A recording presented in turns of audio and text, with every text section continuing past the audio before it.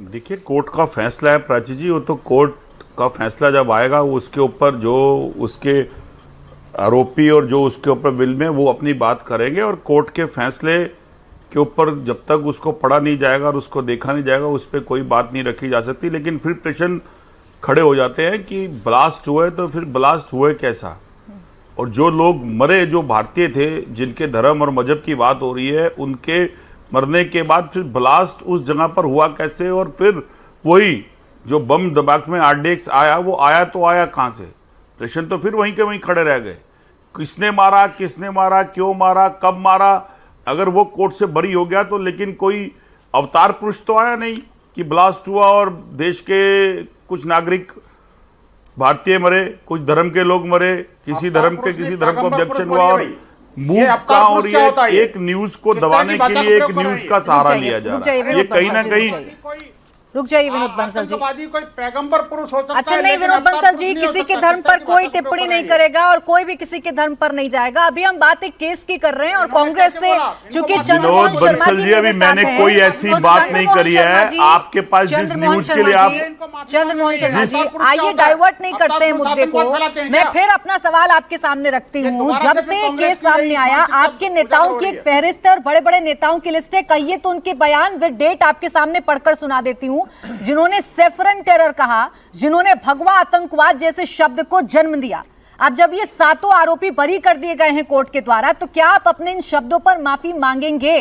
क्या कांग्रेस माफी मांगेगी?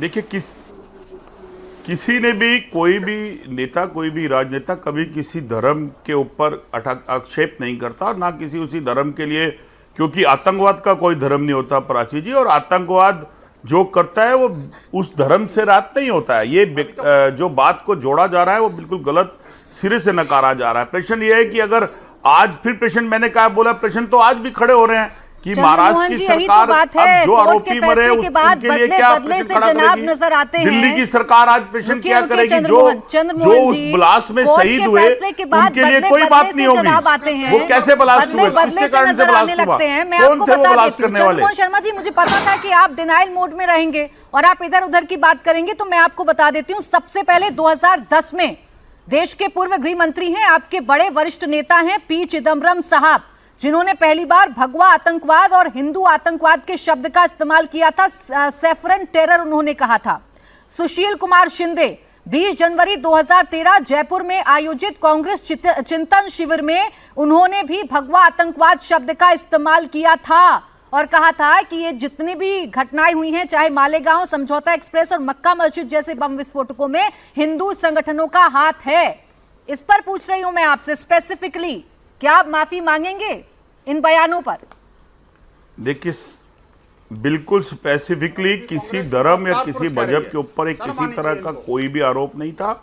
ये उन प्रश्नों के ऊपर था जो ब्लास्ट के अंदर जो लोग भारतीय मारे गए, और वो मारे गए तो एक देश के अंदर मारे गए, तो किसने ब्लास्ट करा, कहां से आया RDX, कौन करने वाला था, किसके कारण इतने लोग मारे गए, और अगर वो मारे जाने के बाद फिर आज भी निराधार रिपोर्ट क्यों है। ये प्रश्नों के ऊपर अगर प्रश्न करे गए थे तो ये कहा गया था उसको तोड़ मोड़ के पेश करने की कोशिश